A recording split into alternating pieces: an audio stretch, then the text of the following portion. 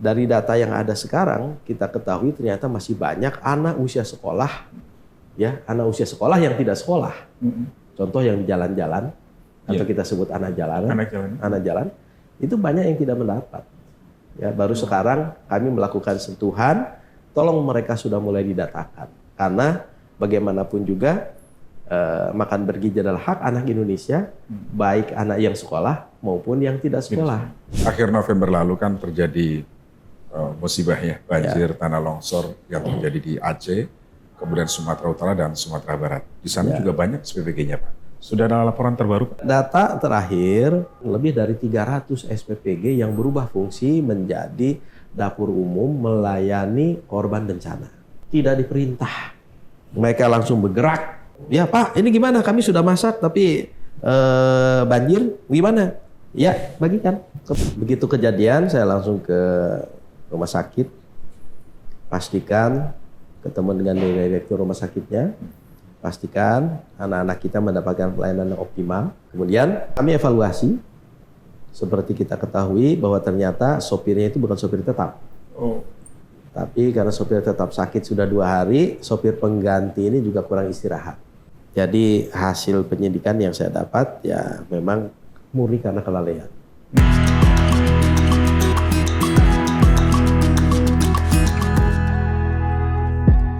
Halo pendengar dan netizen Radio El Sinta dimanapun Anda berada, selamat malam. Hari ini saya akan berbincang dengan Wakil Kepala Badan Gizi Nasional, Bapak Sony Sonjaya. Beliau akan bercerita tentang operasional BGN berkaitan dengan pemenuhan gizi. Tetapi tentu kita akan mengulas juga hadirnya Badan Gizi Nasional adalah untuk pemenuhan gizi bagi seluruh anak Indonesia. Nah, ini memang menjadi komitmen Badan Gizi Nasional untuk menghadirkan program makan bergizi gratis bagi anak-anak Indonesia sebagai bagian dari program jangka panjang. Nah, mengapa jangka panjang? Karena targetnya adalah menyiapkan generasi emas Indonesia pada 2045 mendatang. Nah, sebagai garda terdepan, Badan Gizi Nasional terus meningkatkan mutu dan kualitas layanan, baik ketercukupan gizi maupun pemerataan sebaran makan bergizi gratis. Nah, dalam upaya mewujudkan program ini, BGN juga optimis dapat menyerap tenaga kerja baru dan meningkatkan perekonomian masyarakat melalui pemenuhan kebutuhan bahan pokok untuk dapur MBG. Nah, lalu bagaimana memastikan seluruh program itu berjalan baik dalam pelaksanaannya? Nah, saya langsung tanyakan langsung kepada Wakil Kepala Badan Gizi Nasional BGN, Pak Sony Sonjaya. Halo, selamat malam Pak Sony. Selamat malam Pak Mirjo. Apa kabar Pak Sony? Alhamdulillah sehat. Sehat ya Pak ya. Baik, terima kasih Pak Sony karena sudah meluangkan waktu untuk El Sinta pada malam hari ini. Tentu masyarakat juga ingin tahu nih progresnya bagaimana. Karena kemarin datang rapat yang dipimpin Presiden paripurna itu Presiden menyampaikan beberapa arahan. Bahkan Kepala BGN, Prof. Dadan Hidayat juga menyampaikan capaian-capaiannya. Itu sudah sangat luar biasa ya.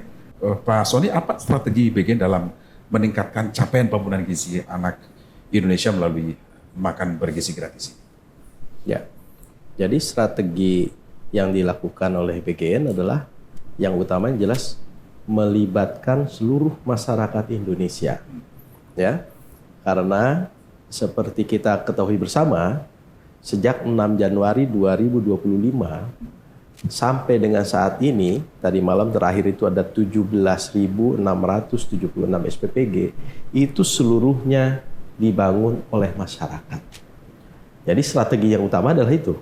Ya, partisipasi masyarakat. Karena memang pada awalnya kita akan membangun 1.542 SPPG yang dinanai oleh APBN. Ya. Namun karena kan tidak semudah itu, karena banyak sekali persyaratan-persyaratan yang harus dipenuhi, ya, karena itu tender dan lain-lain. Sampai sekarang itu baru dimulai untuk lelangnya 300 SPPG saja kurang lebih. Jadi bisa dibayangkan apabila strategi yang diutamakan adalah melalui SPPG yang dibangun oleh pemerintah, sampai sekarang belum mulai. Dan alhamdulillah besar ya, Pak? Ya, jadi capex-nya mungkin lebih besar. Betul. Ya, dan orang akan bertanya-tanya, jadi 71 triliun itu kok banyak digunakan untuk pembangunan? Wah, ini pasti bancakan gitu kan, biasa seperti itu. Tudingan, wah ini pasti bancakan bagi-bagi proyek. Tapi dengan melibatkan seluruh masyarakat, kan tidak ada proyek yang dibangun karena masyarakat membangun dengan uang sendiri, investasi sendiri, fasilitas sendiri. Ya, jadi itu strateginya dengan pelibatan seluruh masyarakat. Ini menunjukkan bahwa sejak awal BG juga sudah melakukan strategi efisiensi anggaran ya Pak. Betul. Kemudian partisipasi masyarakat sehingga masyarakat merasa memiliki. Ya, tepat sekali. Kan fasilitas punya masyarakat. Ya. Ya, tentu masyarakat merasa memiliki. Berbeda apabila misalkan saya tidak membangun, jadi asal-asal saja gitu ya. Jadi strategi ini alhamdulillah baik sekali gitu ya, dan kita bisa melihat sekarang sudah tercatat 50 juta penerima manfaat. Iya. Tinggi Pak, 50 juta. Iya. Tahun 2025 nih Pak ya, Ya. 50 juta. Targetnya sampai berapa? Target tercatat awal kan 82 juta lebih ya, target untuk seluruhnya. Tapi kemungkinan besar ini akan meningkat karena dari data yang ada sekarang kita ketahui ternyata masih banyak anak usia sekolah ya, anak usia sekolah yang tidak sekolah. Contoh yang di jalan-jalan atau kita sebut anak jalan itu banyak yang tidak mendapat. Ya, baru sekarang kami melakukan sentuhan, tolong mereka sudah mulai didatakan. Karena bagaimanapun juga makan bergizi adalah hak anak Indonesia, baik anak yang sekolah maupun yang tidak sekolah. Jadi anak usia sekolah seluruhnya. Ini pekerjaan yang sangat berat sebetulnya Pak Sony memastikan ya, karena Ya alhamdulillah bisa adalah, dilaksanakan. Betul. Tagline-nya adalah makan bergizi adalah hak anak Indonesia. Iya. Anak Indonesia mau yang sekolah atau yang nggak sekolah yang tadi disebut. Betul. Nah, berikutnya Pak Sony, bagaimana memastikan keamanan dari makanan yang disajikan kepada anak-anak kita? Ya, kami sudah membuat SOP, ya. Bagaimana langkah-langkah dari mulai persiapan. Persiapan itu dalam arti bahan-bahan makanan itu disiapkan, dicuci, dipotong-potong. Itu ada SOP-nya. Kemudian yang kedua SOP tentang memasak. Dibedakan SOP untuk memasak hewani dengan memasak nabati, ya, sampai kepada penggunaan alat-alat. Pisau harus berbeda warna. Awal-awal kan tidak tahu untuk apa, tapi setelah dijelaskan mengapa harus berbeda warna. Dipisahkan pisau yang digunakan untuk hewani, untuk ikan, untuk ayam, dengan pisau yang digunakan untuk buah-buahan sayuran. Nah, ini ada SOP-nya. Termasuk seluruh relawan masuk ke bangunan SPPG, SOP-nya menggunakan hairnet. Kemudian untuk melindungi kotoran-kotoran yang dari rambut betul. Kontaminasi makanan harus menggunakan masker. Kemudian glove, sarung tangan. Pelindung, menggunakan alas kaki yang berbeda dari alas kaki yang digunakan di luar. Wow. Jadi seperti itu. Iya. Bahkan tempat pencucian itu harus berpisah, kemudian air yang keluar yang keluar dari hasil proses mencuci itu kan mengalir, dia harus ada grease trap-nya, alat penyaring lemak gitu ya, sehingga tidak ada air yang keluar dari SPPG itu berwarna dan berbau. Nah, ini salah satu SOP-nya. Iya. Termasuk kemudian masuk ke jam berapa dia harus masak, jam berapa mulai dimasak. Jadi rentang waktunya itu adalah 6 jam dari mulai dimasak sampai dinikmati. Itu sebutnya 6 jam. Sehingga sering saya ingatkan para KSPPG itu, apabila memang mau dimakan jam 9, ya setidak-tidaknya paling lambat masak itu jam berapa? Tidak boleh lebih dari 6 jam. Berarti kan jam 3. Nah, jam 3 dia baru boleh masak. Jadi tidak benar apabila mau dimakan jam 9 pagi, dari jam 12 malam sudah dimasak. Ya. Karena apa? Takut nggak keburu. Nah, awal-awal ketika jumlah porsinya mencapai 4.000 maksimal, banyak kejadian yang ketakutan, nggak sampai waktunya sehingga masaknya di awal, sehingga banyak kejadian. Ya kejadian, ada yang sudah basi. Nah sekarang kemudian setelah dikurangi maksimal 3.000 pun apabila ada juru utama masak. Tapi yang standar 2.500. 2.500 ya. Jadi masing-masing SPPG nggak boleh lebih dari itu nggak ya? boleh. Dan itu pun bertahap. Ketika mulai operasional, minggu pertama jangan langsung 2.000. Minggu pertama mungkin 1.000 dulu maksimal. Minggu kedua naik 1.500. Minggu ketiga 2.000. Minggu keempat 2.500. Jadi SOP semua. Jadi dari mulai persiapan, sampai kepada pengantaran, sampai kepada pencucian ompreng, semuanya ada SOP. Ompreng itu tempat makannya gitu ya? Itu untuk bahkan seperti misalkan makanan sebelum dikirim itu harus difoto dulu kondisi makanannya seperti apa, divideokan, ya, kemudian dikirim, kemudian ada kita sisihkan juga sampel, disimpan di lemari pendingin supaya apabila ada kejadian, maka sampel yang masih utuh yang ada di SPPG itu sebagai pembanding. Jadi bukan hanya misalkan ada kejadian menonjol terkait konsumsi MPG. Misalnya keracunan misalnya. Keracunan. Kan sampel yang diperiksa itu kan harus sampel yang sudah utuh. Dibagikan, yang sudah dimakan, dan yang utuh. Yang utuh. Nah, sehingga kita bisa melihat ini kemungkinan, ya itu ahli tapi yang melihat ya. Betul. Dari mana mulai keracunannya. Ya, gitu. Jadi semuanya ada SOP-nya seperti itu. Jadi penerapan standarnya tinggi juga ya Pak Sony ya? Ya, sangat tinggi sebetulnya, sangat tinggi. Hanya kenapa mungkin ada beberapa kejadian, mungkin ada kelalaian, ya. SOP itu memerlukan kedisiplinan yang tinggi. Nah, kedisiplinan yang tinggi itu kan tidak bisa serta-merta diperoleh, ya. Yang biasanya misalkan ibu-ibu memasak di rumah kan nggak pakai hairnet. Tidak pakai masker, tidak pakai sarung tangan, gitu kan? Sekarang ada di SPPG yang harus seperti itu. Nah, tentu ada masa transisi. Tapi mudah-mudahan masa transisi ini di setiap daerah bisa lebih cepat, Pak. Sekarang ini progresnya sudah semakin bagus atau bagaimana, Pak? Setelah beberapa kasus kejadian waktu itu ya? Kemarin dipresentasikan oleh Kepala BGN di depan Presiden. Bulan Desember ini ada 4 kejadian. Bulan Oktober puncaknya kejadian, kemudian menurut September naik meningkat tajam bulan Oktober, kemudian turun November dan Desember alhamdulillah hanya 4. Mudah-mudahan sudah yang terakhir itu. Iya, ini menunjukkan bahwa perbaikan yang dilakukan BGN nyata di lapangan ya Pak? Insya Allah. Oke. Pak, yang terpenting kan bagaimana memastikan standar tinggi yang diterapkan BGN kepada SPPG ini bisa terus dilaksanakan oleh mereka. Ya. Nah itu bagaimana Pak? Jadi di setiap SPPG itu ada ahli gizi. Ahli gizi, kemudian kalau disebutnya itu adalah penata layanan operasional. Penata layanan operasional bidang gizi, ya. Nah, mereka tentu kan punya keilmuan. Nah, apabila memang tidak mau melaksanakan standar-standar, dikembalikan kepada mereka apakah mereka mau menciderai keilmuannya itu. Nah, mereka sengaja kan diambil karena keahliannya.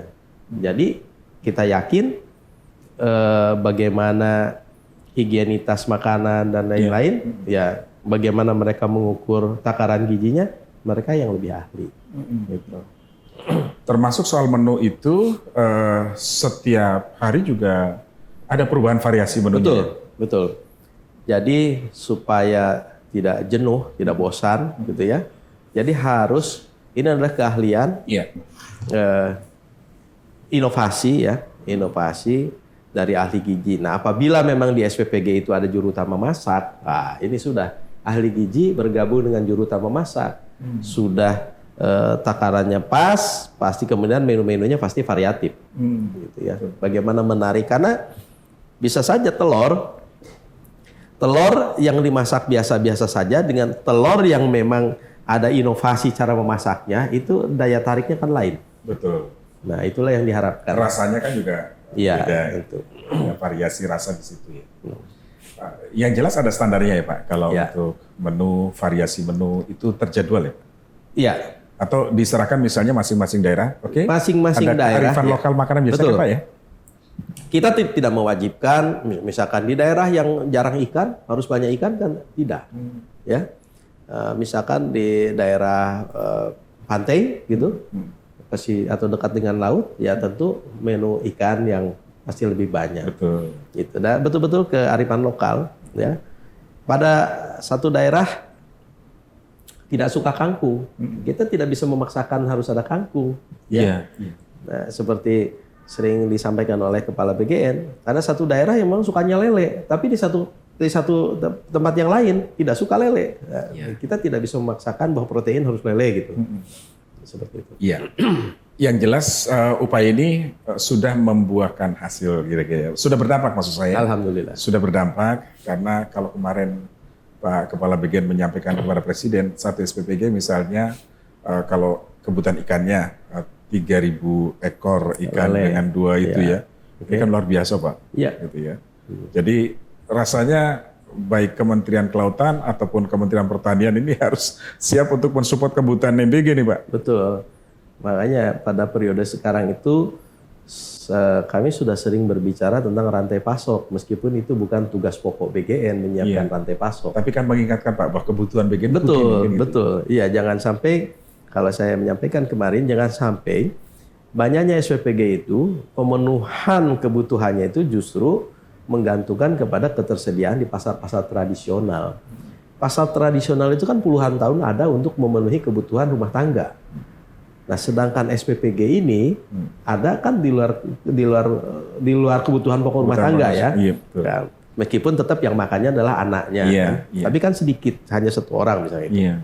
Nah, jangan sampai kebutuhan-kebutuhan ini yang sekarang ada 17.000 SPPG menggantungkan kepada ketersediaan bahan pokok yang ada di pasar tradisional. Wah. Nanti kan akan terganggu kebutuhan ibu-ibu rumah tangga.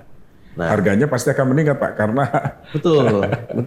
Saya sudah sering mendengar cerita-cerita tentang bagaimana ibu-ibu rebutan wortel bukan rebutan dalam arti vulgar ya. Bagaimana ketika datang ke pasar tradisional mau beli wortel sudah habis. Kenapa? Sudah diborong SPPG gitu. Jadi kan cepet-cepetan gitu kan. Nah, jadi itu sudah mulai terjadi. Iya. Nah, tentu ini kan harus tadi yang Bapak sampaikan. Kementerian terkait, kementerian lembaga terkait juga ya sinergi untuk mendukung pemenuhan bahan baku SPPG ini kan juga harus terus ditingkatkan. Ya, dan saya yakin di situ peranan pemerintah daerah. Iya. Peranan pemerintah daerah, Pak. Karena dan juga diperlukan creative breakthrough mungkin dari daerah ya. Karena kalau saya mempunyai pemikiran begini, kalau kita butuh pakcoy atau wortel atau pakcoy gitu ya, kekurangan, kemudian kita tambah dengan lahan, ya, dengan menambah lahan, gitu ya. Itu adalah jawaban yang mudah, ya. Tetapi kan menambah lahan itu biasanya yang bisa menambah kan pengusaha, ya kan? Nah, creative breakthrough di sini diperlukan, misalkan bagaimana justru memberdayakan masyarakat. Yang karena tujuan salah satu MBG adalah bagaimana meningkatkan perekonomian masyarakat. Kalau menambah lahan saja, memang di lahan akan ada yang bekerja, yaitu masyarakat. Tapi kan sedikit yang terlibat. Tetapi apabila misalkan dengan pemberdayaan masyarakat, gerakan tanami halaman, di halaman masing-masing ditanami apa kebutuhan-kebutuhan pokok. Seperti contoh kalau tidak salah di Malang. Ada satu RW ya, yang RW atau RT-nya itu kemudian mendorong, mengajak warganya, ayo tanam di Tambu Lampot, tanaman budidaya dalam pot. Ada yang nanam cabai, ada yang nanam tomat, ada yang nanam pakcoy dan lain-lain, dan hijau itu bagus. Sampai dinding-dinding tembok di gang itu dipasang hidroponik. Dan akhirnya itu menjadi RT atau RW wisata. Nah, kan menambah penghasilan masyarakat. Nah, sekarang misalkan pada satu daerah dengan memang sesuai dengan kebutuhan, misalkan menanam wortel ya. Kalau setiap rumah dalam satu desa, clustering lah, satu desa ini warganya semuanya nanam wortel. Sesuai dengan karakteristik daerah gitu kan. Satu rumah misalkan, aduh Pak, saya hanya punya halaman saya hanya 1 meter kali 2 meter. Iya. Kalau 1 kali 2 digunakan untuk 10 polybag, Iya. 1 polybag menghasilkan 1 kilo wortel, berarti ada 100 rumah di desa itu, berarti sudah berapa? Betul. Kan 10 kilo dikali 100 sudah 1 ton. Betul. Gitu kan? Dan biasanya kalau nanamnya sedikit itu pemeliharaannya lebih telaten. Gitu kan? Nah, maksud saya pola-pola yang seperti ini yang bisa melibatkan masyarakat. Saya mendengar TNI Angkatan Darat, Kasat memerintahkan anggota-anggotanya yang di batalion atau di kodim-kodim memelihara ayam petelur. Iya. Jangan dianggap enteng ketika satu rumah memiliki ayam petelur 5 ekor dan satu hari 4 butir telur. Ya kalau di situ ada 100 anggota, udah 400 butir telur sehari. Kan gitu ya. Nah, jadi maksud saya ini yang harus dikembangkan. Kemarin saya kedatangan salah satu bupati. Bupati dari Papua sama bahwa terima kasih ini sekarang SPPG sudah mulai. Kemudian saya tanya, kebutuhan telurnya dari mana? Dari Surabaya. Oke? Dari Surabaya. Kalau program ini 5 tahun berjalan ke depan, 5 tahun ke depan, ya, setidak-tidaknya kan 5 tahun ke depan, apakah selama 5 tahun itu akan menggantungkan kebutuhan telur kepada Surabaya? Lalu, kalau begitu, uang dari pemerintah yang dialokasikan untuk belanja telur selama 5 tahun atau itu untuk kabupaten itu lari ke Surabaya, daerah lain. Ya. Makanya di sini diperlukan peranan pemerintah daerah bagaimana menyiapkan rantai pasok. Rantai pasok. Betul. Gitu. Jadi nyata pertumbuhan ekonomi di masyarakatnya nyata. Betul. Ya. Kalau sekarang boleh, awal-awal bolehlah kebutuhan telur masih dipasok dari daerah lain. Kebutuhan pakcoy dari daerah wortel dari daerah lain, gitu kan? Ya kecuali daerah-daerah kota ya seperti Jakarta ini kan, betul. Susah ya. Tapi untuk daerah-daerah yang lain itu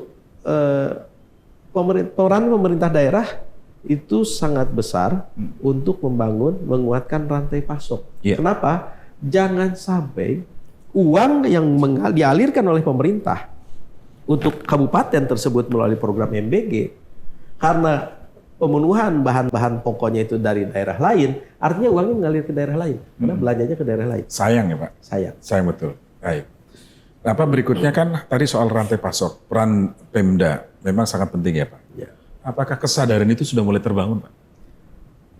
Mudah-mudahan ada beberapa daerah yang sudah ada bupati yang suka diskusi dengan saya, ayo kita mulai, ayo silakan. Kan kemarin saya ke pondok pesantren di Cipasung ya, Cipasung, ya. Pak Kiainya melaunching gerakan Kampung Pangan. Saya tambahkan Kampung Pangan dan santripreneur. Wah, keren. Jadi santri yang bukan hanya pekerjaannya mempelajari kitab Quran, hafal Al-Quran, tetapi juga bisa memproduksi bahan pangan. Kenapa? Nah, karena di situ saya lihat sudah mulai ada hidroponik. Hidroponiknya di halaman asrama pesantren. Kemudian ada juga lahan. Saya sampaikan kebutuhan SPPG yang ada di pesantren ini yang untuk makan para santri itu kan lebih bagus lagi apabila dipenuhi oleh lahan sendiri. Gitu. Betul. Ekonominya tumbuh di situ, berputar di situ ya Pak. Berputar Pak. Ya. Oke, baik.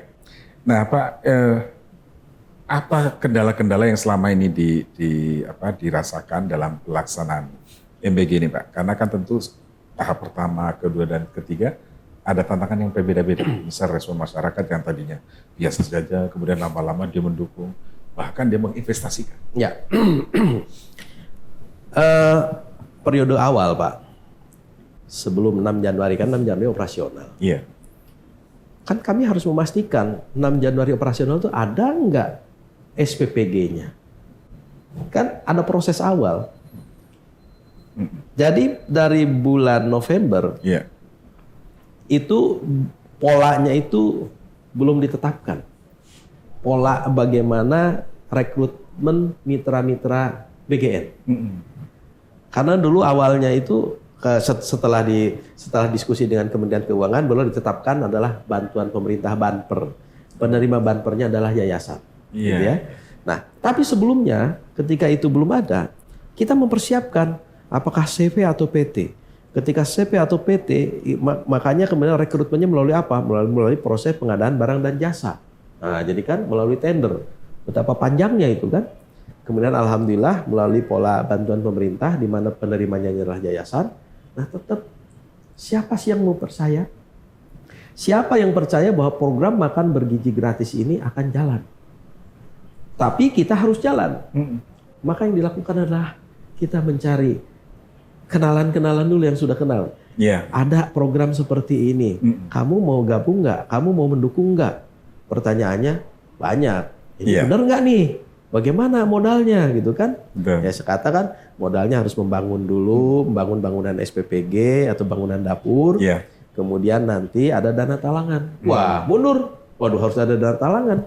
Karena kan setidak-tidaknya untuk 2 minggu 450 juta, 1 bulan 900 juta. Siapa yang berani, Pak? Betul. Sampai akhirnya bahasa-bahasa gaul kan gitu kan. Kamu percaya saya enggak gitu kan bahwa program ini jalan gitu kan. Ada juga yang bertanya, ada SPK-nya enggak? Saya katakan SPK, surat perintah kerja. Saya karena ini dari pemerintah pasti ada. Cuma sekarang saya butuh orang yang tidak bertanya SPK. ya kan? Loh, kalau bertanya SPK kita baru mau jalan, konsepnya saja belum tergambar. Kita jadi yang awal-awal itu bagaimana perjuangan, bagaimana meyakinkan masyarakat bahwa program ini berjalan. Ditambah dengan keterbatasan jumlah personil BGN kan. Hanya ada beberapa orang, nggak lebih dari 20 orang. Nah, jadi ya sekarang alhamdulillah day by day terus ya bertambah. Nah, tanggal 6 Januari 190 itu betul-betul mohon maaf dalam tanda kutip kita mengemis.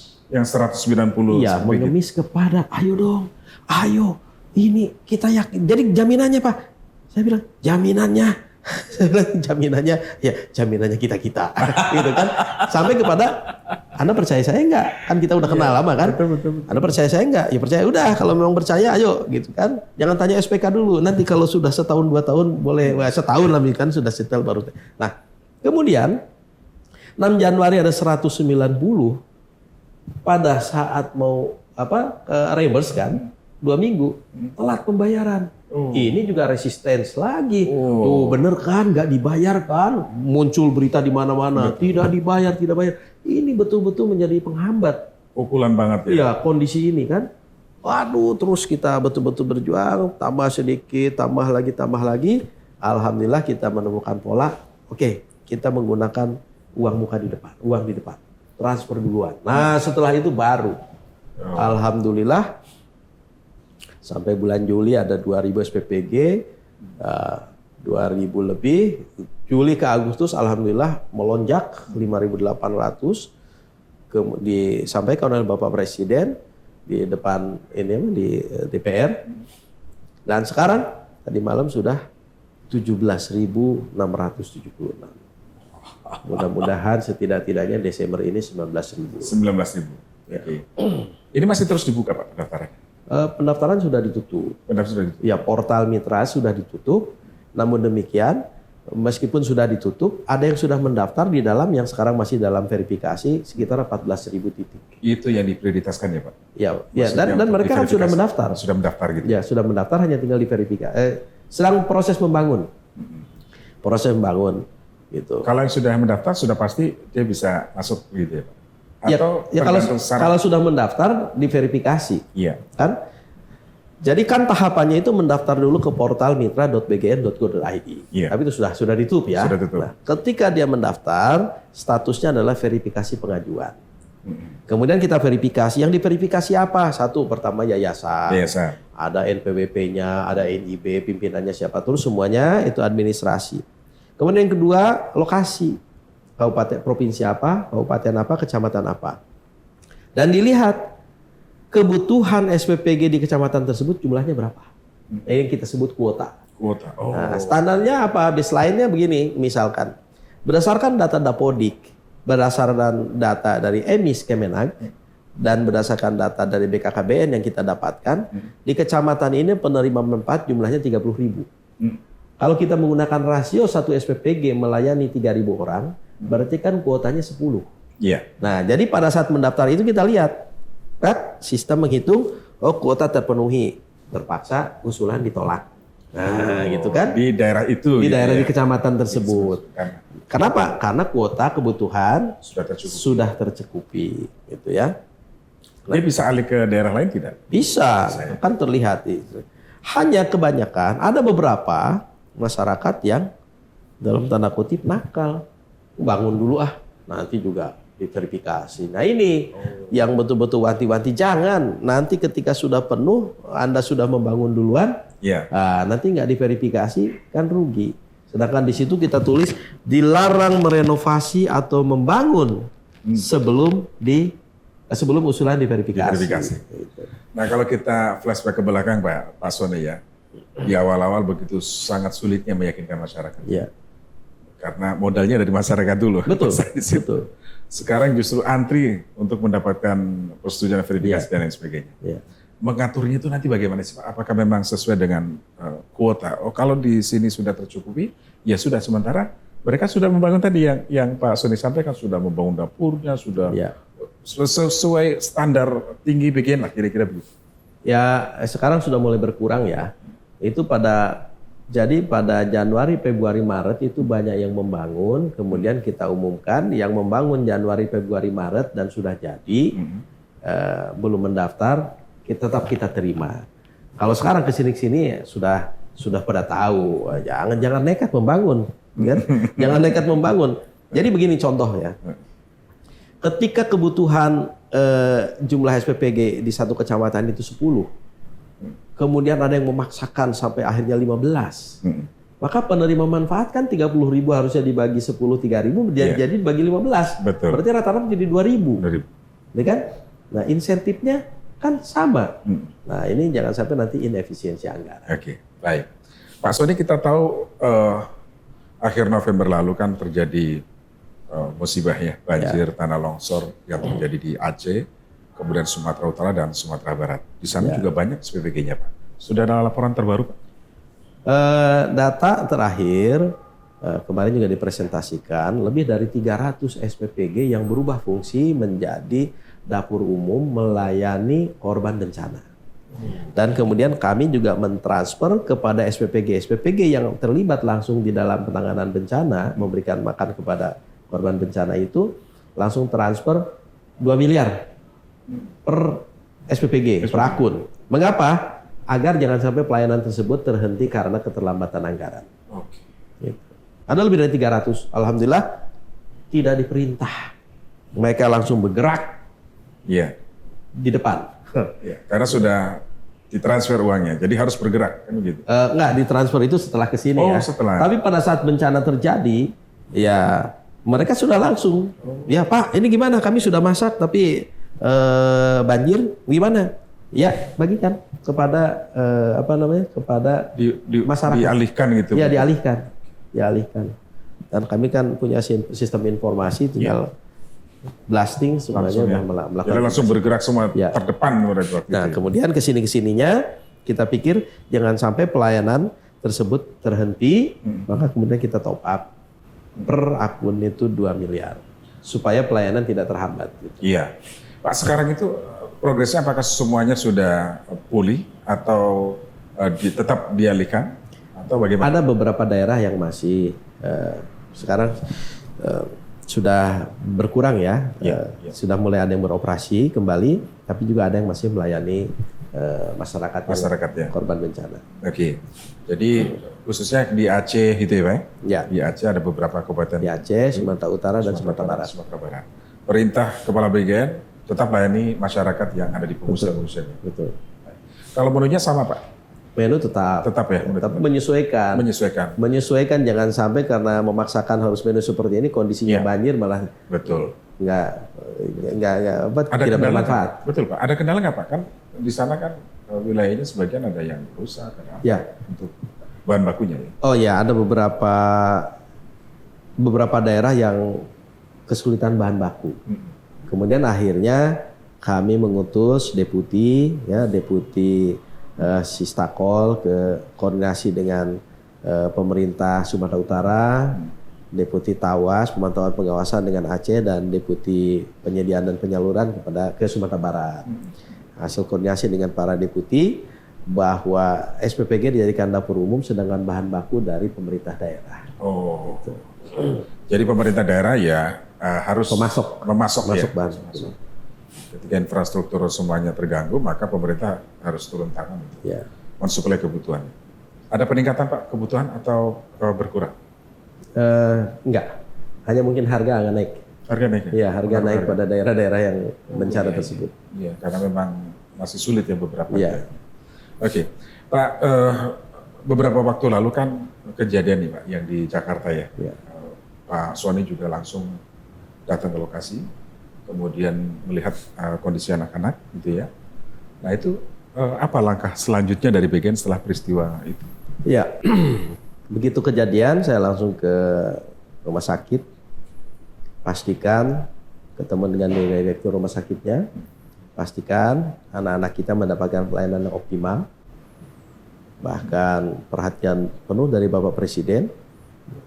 Anak-anak harus mendapatkan ruangan yang terbaik.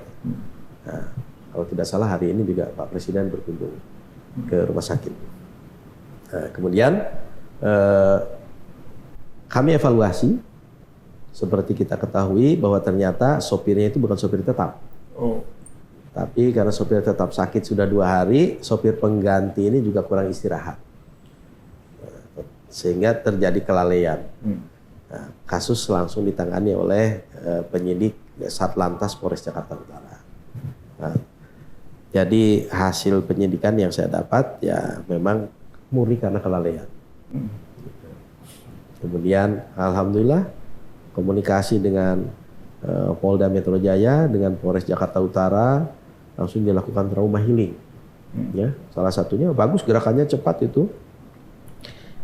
Lantai lapangan itu yang kemudian dilakukan pengecetan untuk menghilangkan trauma. Trauma betul. Karena kemarin di situ kan banyak darah berceceran, akhirnya dicat warna biru. Itu kan salah satu metode, salah satu langkah trauma healing. Itu cepat dilakukan Pak ya? Ya, dan kemudian kami akhirnya melakukan evaluasi internal dan kami mengingatkan kepada seluruh KSPPG agar melakukan pengecekan. Setiap sopir itu, setiap driver itu kan didampingi oleh kernet ya. Nah, pastikan kernet juga memiliki SIM. Sehingga ketika drivernya tidak masuk karena ada halangan, driver pengganti adalah orang yang memang sudah mengetahui rute. Iya. Gitu. Bukan driver yang belum kenal wilayah rute. tersebut. Jadi ya, kernet lah menjadi driver pengganti. Gitu. Itu menjadi syarat mutlak ya Pak? Ya. Tanggung jawab SPPG bagaimana Pak pengelola SPPG? Jadi SPPG itu kan ada mitra pemilik fasilitas ya. Driver itu merupakan salah satu dari 47 relawan yang direkrut oleh mitra. Pada saat rekrutmen itu mitra bertanggung jawab untuk melakukan pengecekan. Tentu yang pertama dia punya SIM atau tidak, terampil mengemudi atau tidak, kesehatannya dan lain-lain. Itu mitra ya. Iya. Setelah 47 relawan direkrut oleh mitra, barulah kemudian diserahkan kepada KSPPG untuk memimpin operasional atas 47 orang tersebut. Iya. Gitu. Perbedaan tanggung jawabnya. Betul. Jadi tetap mereka mengambil alih tanggung jawab itu ya Pak. Setelah peristiwa itu ada ketentuan tidak, misalnya yang saya dengar kemarin kan kendaraan operasional SPPG tidak boleh masuk ke halaman sekolah. Ya, baru disampaikan ya larangan seperti itu. Berarti ya bergantung kepada situasi, ya kan? Jadi kembali lagi di BGN itu tidak bisa satu aturan digeneralisir untuk seluruh daerah, ya.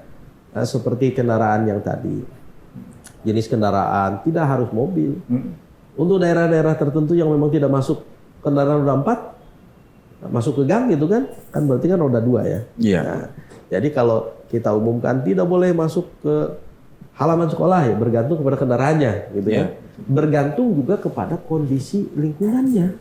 Gitu. Kalau memang dengan berhenti di pinggir jalan menimbulkan kemacetan, bagaimana? Kan tidak bisa dipaksakan. Betul. Sementara harus juga sampai dalam waktu tertentu kan begitu ya. Disitulah bergantung kepada situasi dan kondisi di lapangan. Oke. Pak, kendala-kendala lain yang terus diperbaiki oleh BGN dalam operasional pelaksanaan program makan bergizi gratisnya apa saja? Yang pertama SLHS, ya, Sertifikat Layak Hygiene Sanitasi. Jadi ya sekarang secara bertahap, ya, seluruh SPPG sudah mulai memenuhi harus dilengkapi dengan SLHS. Bukan hanya sekedar sertifikat, tapi proses mendapatkan sertifikat tersebut kan ada pengujian. Betul. Ya, pengujian makanan, pengujian IPAL, ya, sanitasi lingkungannya seperti apa. Setelah itu, kemudian ada juga HACCP, yaitu keamanan pangan. Ya, dan ini dilakukan sertifikasinya oleh lembaga yang independen. Kalau SLHS kan oleh Dinas Kesehatan, artinya bukan BGN. Betul. Ya, kemudian yang kedua HACCP itu dilakukan oleh satu lembaga, yang ada proses pemilihannya. Iya, itu kan wajib sifatnya Pak ya? Ya. Itu wajib. Dari sekian belas ribu SPPG yang ada itu, semuanya sudah Pak mengikuti? Belum. Ya, ada berapa persen? Secara bertahap ya Pak? Iya. Oke, baik.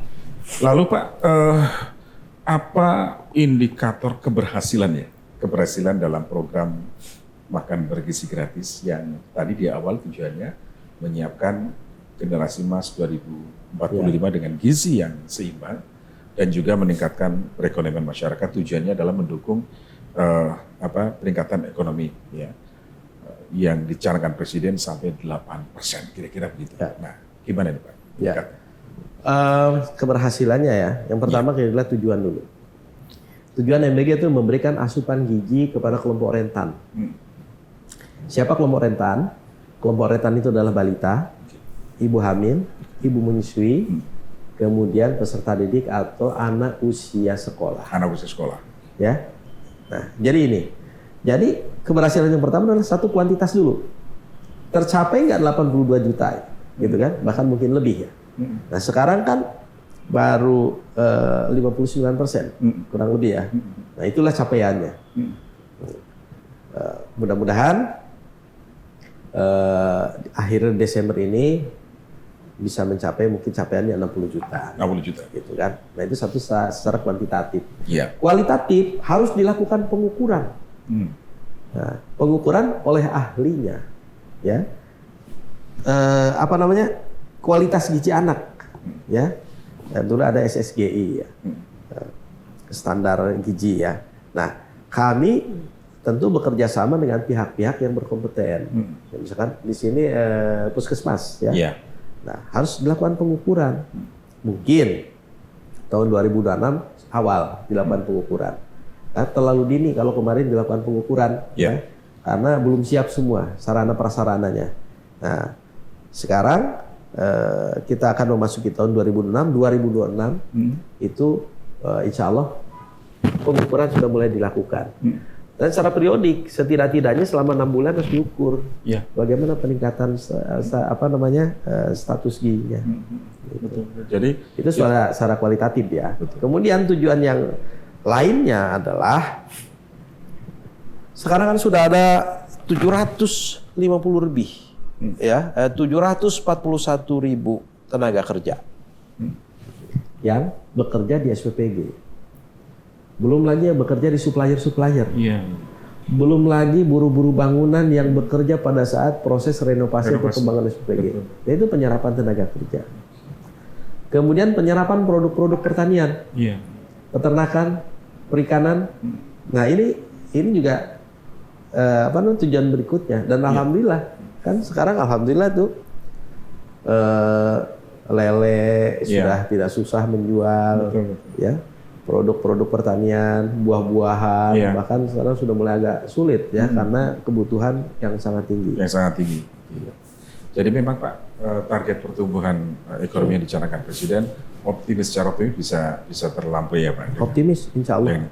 Nah, kemudian yang terakhir soal pembenahan gizi juga sudah kelihatan ya, artinya dengan standar tinggi dan pengawasan mudah-mudahan ini juga bisa merata kan? Ya, betul. Sehingga makan bergizi hak anak-anak Indonesia bisa terlaksana dengan baik. Ya. Gitu ya, Pak. Dan kalau saya lihat Pak, adanya perubahan mindset.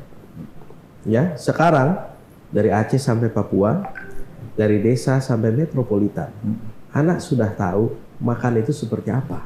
Iya. Ada karbohidrat, Iya.